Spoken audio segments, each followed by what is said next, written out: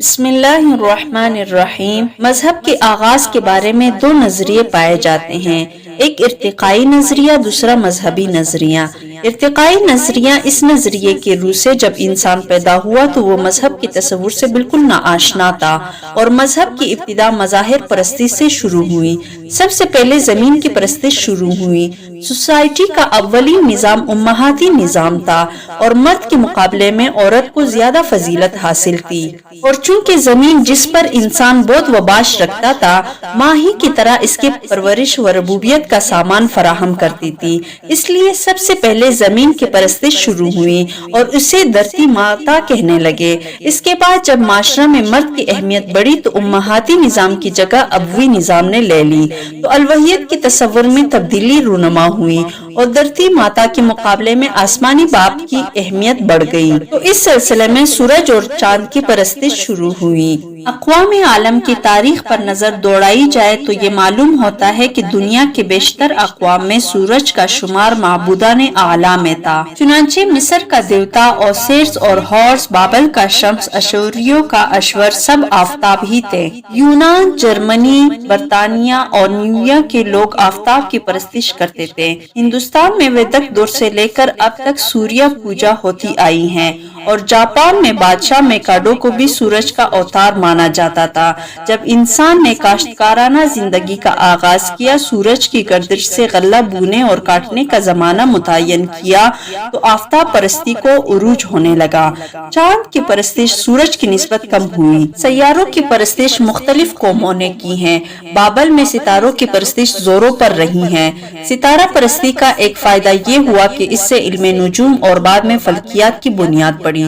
سورج اور چاند کی طرح ہر ستارہ کا ایک دیوتا تھا اور اس میں روح کا پایا جانا تسلیم کیا جاتا تھا، لیکن ان میں سب سے زیادہ اہمیت قطب ستارے کو حاصل تھی کیونکہ وہ آسمان کا مرکزی نقطہ تھا۔ اس کے گرد تمام ستارے گھومتے ہوئے معلوم ہوتے ہیں۔ مصر قدیم کے دیوتا ہورس کا قول ہے کہ میں وہ ہوں جو آسمان کے قطب پر صدر نشین ہے اور تمام خداؤں کی طاقتیں میری طاقت ہے۔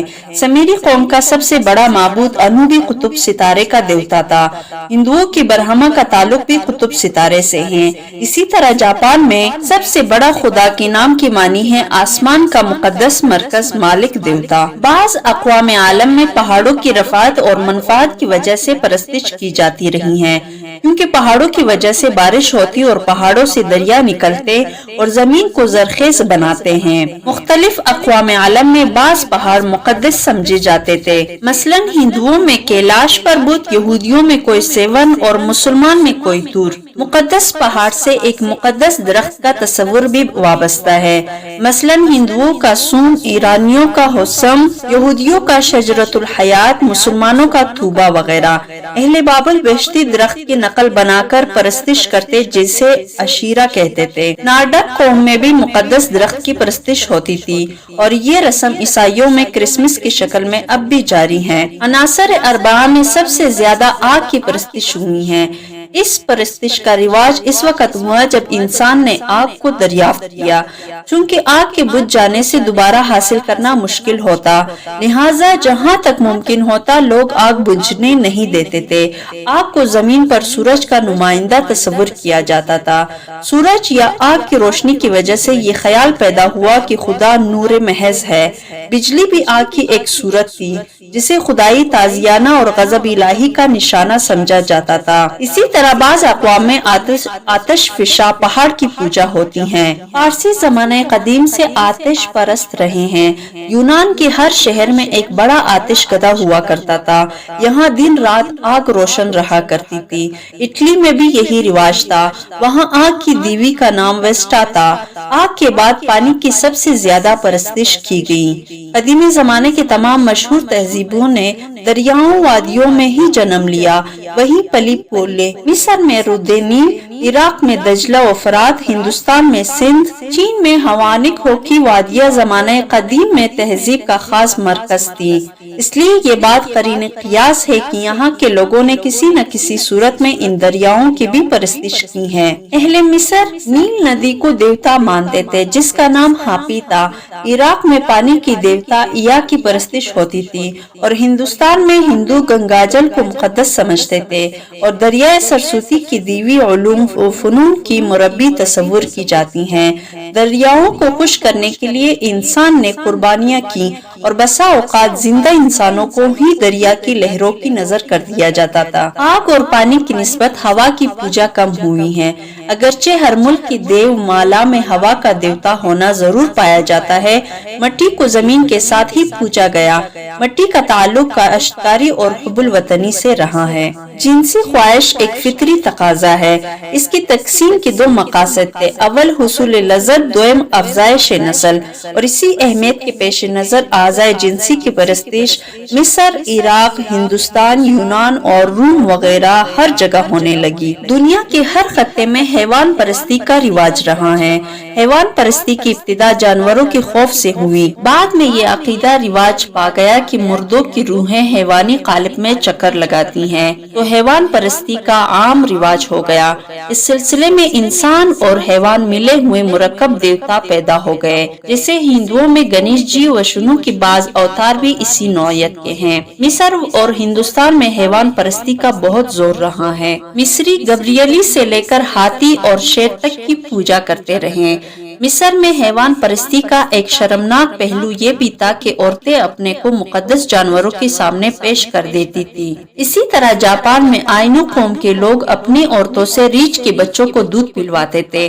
جب ریچھ بڑا ہو جاتا تو اس کو رسیوں میں باندھ کر میدان میں لایا جاتا اور اس پر تیر اندازی کی جاتی۔ بعد ازاں اس کا گوشت سب مل کر کھاتے۔ ریچھ ان کا معبودیاں ٹوٹم تھا۔ نمبر 2 پر اکابر پرستی آتی ہے۔ جب نسل انسانی نے اجتماعی حیثیت سے ترقی کی، انسان نے عائلی زندگی سے بڑھ کر قبائلی زندگی اور قبائلی زندگی سے بڑھ کر مملکت کو جنم دیا، تو اکابر پرستی اور شاہ پرستی کا رواج شروع ہو گیا۔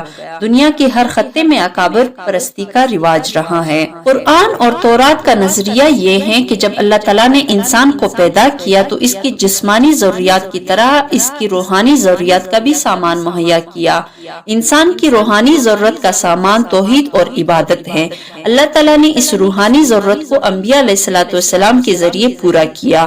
ہر قوم کی طرف نبی بھیجے، انہوں نے لوگوں کو توحید اور عبادت الہی کی تعلیم دی۔ اس وجہ سے یہ کہنا بے جا نہ ہوگا کہ آغاز میں ہی انسان کا مذہب توحید تھا۔ قرآن مجید میں آتا ہے وَمَا خَلَقْتُ الْجِنَّ وَالْإِنسَ إِلَّا لِيَعْبُدُونَ، کہ میں نے جن اور انس کو محض عبادت کے لیے پیدا کیا ہے۔ ہر قوم میں عبادت کا تصور انبیاء علیہ السلام نے پیش کیا۔ ارشاد الہی ہے وَلَقَدْ بَعَثْنَا فِي كُلِّ أُمَّةٍ رَسُولًا أَنِ اعْبُدُوا اللَّهَ وَاجْتَنِبُوا الطَّاغُوتَ، اور یقیناً ہم نے ہر قوم میں رسول بھیجا کہ اللہ کی عبادت کرو اور جھوٹے معبودوں سے بچو۔ ہر نبی نے اپنے قوم کو توحید کا سبق دیا۔ قرآن مجید میں آتا ہے وَمَا أَرْسَلْنَا مِن قَبْلِكَ مِن رَّسُولٍ إِلَّا نُوحِي إِلَيْهِ أَنَّهُ لَا إِلَٰهَ إِلَّا أَنَّا فَاعْبُدُونِ، اور تجھ سے پہلے ہم نے کوئی رسول نہیں بھیجا مگر اس کی طرف ہم یہی وحی کرتے تھے کہ میرے سوا کوئی معبود نہیں، سو میری عبادت کرو۔ انسان کا اصلی مذہب توحید تھا، اور بعد میں جب لوگ عقیدہ توحید سے منحرف ہوئے اور شرک و الحاد کی تاریک وادی میں بھٹکنے لگے، تو اصلاح کے لیے دنیا میں ہر قوم میں پیغمبر آئے اور لوگوں کو توحید کا درس دیتے رہے۔